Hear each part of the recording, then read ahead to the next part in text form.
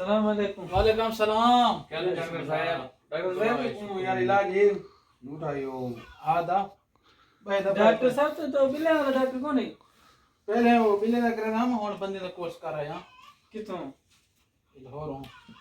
अच्छा इलाज कर सकती हो? ठीक है जी, मैं जी। किथे में बिल्ले तो पहले सारे ती मर गए थे।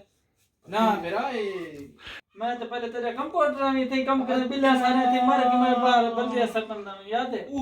ते को होन सुनान के दे हां तू बाबा पुराना से दोस्त हैं। हां पुराने या थोड़ा ठीक ही खुशी तबीयत कितना बता रह गई। मैं बस इधर उधर वेंदा पीछे लत जख्मी थी गया। जी जी जी बोले मैं बेचारा डॉक्टर कने।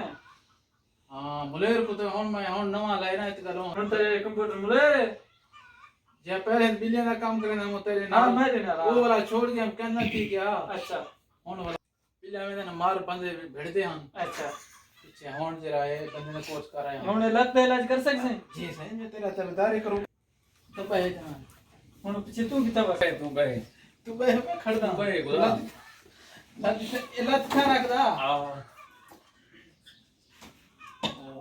क्या लगेगा इनको लोहा लग गया था। लोहा लगे हाँ ख्याल करें ये हुन इको पहले कटना पूरा हां ये पूरा क्यों हुन सर्दे ना अच्छा ये वाला पीप कर वैसे आज वाला थोड़ा इलाज चल करें फिर। सवेरे उसको पीछे कटें।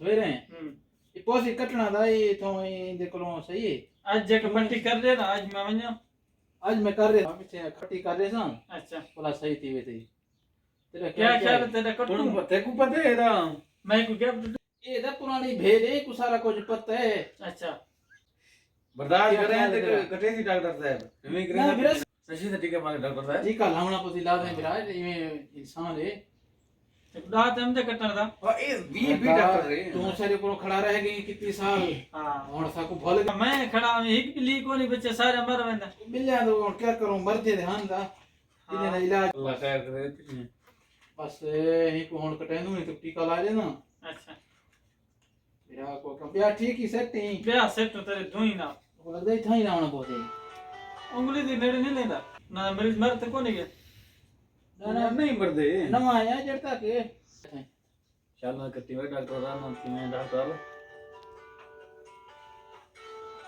तू छोड़ तू परला सारा पैर ने नहीं लकड़ी गए हां डॉक्टर साहब जी जी बंदा दे नशे जे हुन क्या थी बंदा था उन वैसी पे अल्लाह खैर करे एक बन सी खैर करे दे सही थी आखिर बंदा मर भी गया मर गए थे बस तो पहले पता है जे बिल्ली ना बजन बंदा की तो बजदा बिल्ले ना बाबा वो इलाज सही ना थी दिया इले इलाज तो सही थी पर ले दा नूठा कब छोड़ी इने कपड़ा हा ना इने कपड़ा दे बगैर सीखे ना थी ना और ठीक थी हुन वैसी बस